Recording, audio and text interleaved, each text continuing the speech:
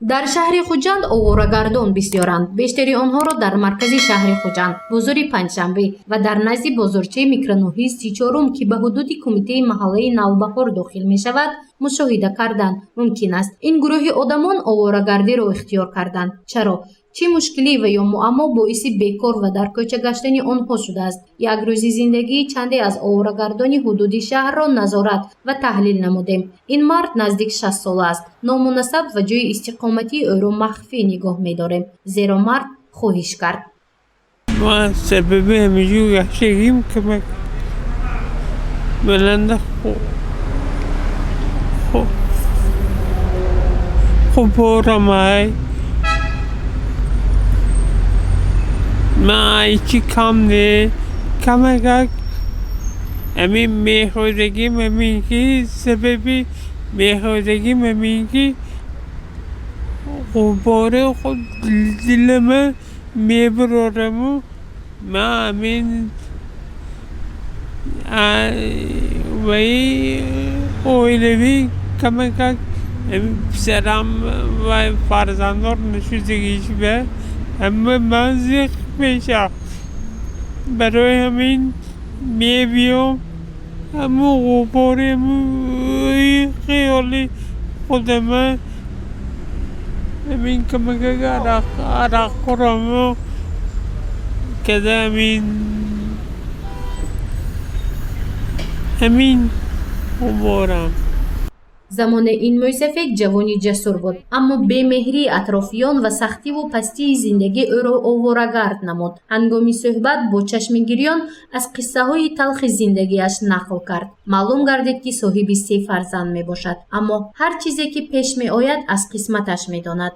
ин ҷавон бошад аз ноҳияи деваштич аст. ӯро аз ҷои нишасти хиёбони наздикии бозори паҳншавӣ хоб дарёфтем. ӯ ҳамагӣ 34 сола мебошад. мегӯяд барои мардикорӣ аз ноҳияи деваштич ба шаҳри Хуҷанд омад, аммо барои гирифтани ҳуҷраи иҷоравӣ маблағ надошт. аз ин рӯ маҷбур шуд ки дар кӯча монад ва рӯи харак хоб равад.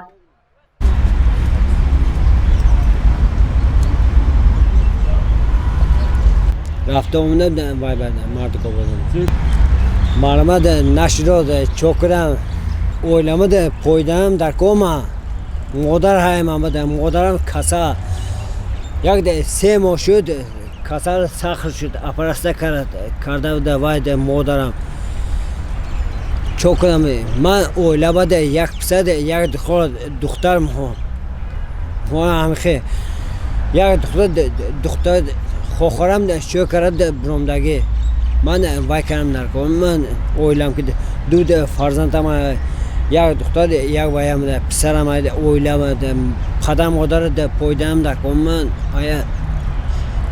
ӯ бо мақсади дарёфти ҷойи корӣ ва маблағ ба даст овардан шаҳр омад, вале таъмини молиявии оилааш як сӯ истад барои дарёфти ҳуҷраи иҷоравӣ маблағи кофӣ надорад. аз ин рӯ то пайдо кардани кор ва маоши муайян маҷбур аст ки дар кӯча бимонад.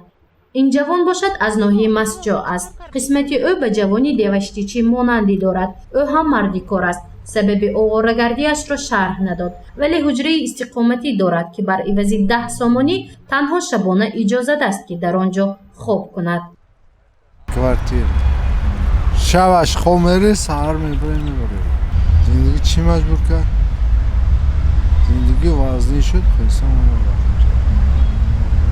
پس چون بسیارتر عرق میخوره زندگی نمیتون خولی کردم. ساکنانی شهری خوجند که در محله نوبهار با فعالیت صاحبکاری مشغولند میگویند که گروه اوارگردان همه روزه در نزد بازار میکروناهی 34 میگردند. شماره آنها تا 12 نفر بوده اساساً روس زبان میباشند، لیکن بین این اوارگردان تاجیکان نیز هستند. هرچند این گروه آدمان با فعالیت فروشندگان مانعی نمیکند، اما بودن آنها تا اندازه به حسن شهر کاستگی میآورد. میگویند اطرافیان بر ضمن این حالا که پاندمیای کروناویروس اوج دارد آنها بی‌نقاب و مایزده میگردند. کسی کفالت داده میتواند که اوارگردان باعث پهن شدن کروناویروس نمیگردند. همینجا بسیار میشنم نمیدونیم تریتوریال آنجا میخیزونیم هر خوب نگاه میخیزم میرم نمید کمتر میگم با همینجا خوب میشم ماشام با تو شدم چه میشنم من نمی‌نیم اونجا با بیگان روز میشد اسو میرم همین تریتوران هم دوربین نمیره. وقتی آدم مهمان هم میدارد اونجا sol manzarayı میبیند آدمای وایستا alkışım sol arakhuro. Nileş ondan bir dar ondan var. Ben ösü bir an o dige jomeran nemi. Yo mane aşkona atınca be. Merkezi hizmetlerinin bir şey yok incandı. Yo mane ince meşina. Ha yo mane ince misal mane medaron koy ince daronda ne meşa. Ben dikdara işte megre. Bağlaya misal bravo anca megre. Boğum meşa boğumcu meşina. Pul yobat ara yoxtamcı ruftur xudi. Belki meşina namuşam.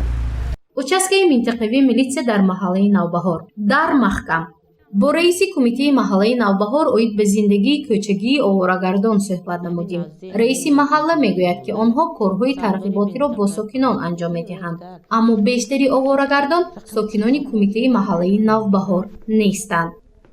дар кумитаи маҳалла якчанд назди партовҳои қуттии Шахсониро дида мешавад ки яке аз онҳо истиқоматкунандаи худамо мебошад. Онҳо аз сабаби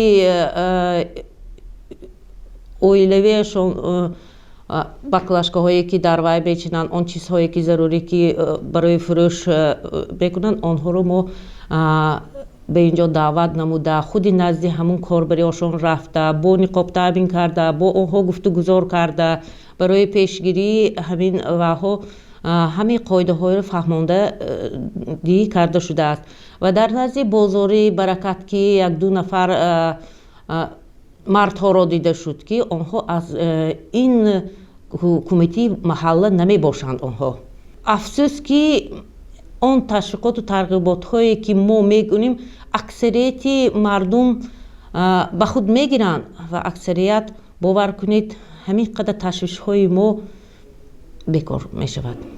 корҳои фаҳмондадиҳӣ ҳар ҳафта ташкил карда мешавад, аммо чунин тадбир ҳанӯз натиҷаи дилхоҳ надодааст, чунки Оворагардонро ҳамарӯза мушоҳида кардан мумкин аст. ҳангоми пандемияи коронавирус духтурон тавсия медиҳанд ки безарурат берун набароем, аммо Оворагардон 24 соат дар кӯчаанд. гузориши Мафнӯшкур ва Насим Раҳимов барои барномаи иттилоотии хабар.